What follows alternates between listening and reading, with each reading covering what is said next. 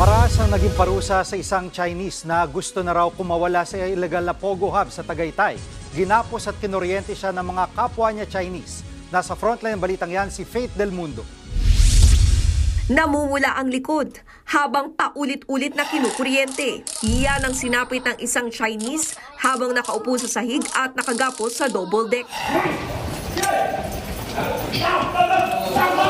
Siya ang pakay ng NBI sa rescue operation sa isang resort sa Tagaytay City noong Martes.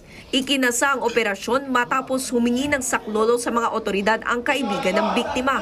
Ayon sa NBI, 2 linggo nang tinutorture ng mga kapwa Chino ang biktima. Kinukuryente siya, bali parang nilalatigo yung likuran, ganun. And yung mga passport niya hinuhold and hindi siya pinapalabas dun sa premises. Itong tao na ito ay gusto nang kumalas dun sa grupo. Ayaw na niyang magpatuloy pa being employed dyan sa group na yan. Kaya ayan, tapos nabuko siya na naglalabas siya ng mga pictures and lalo siyang sinaktan. Bukod sa nasagip na lalaki, nadakip sa operasyon ang nasa 17 pang Chinese.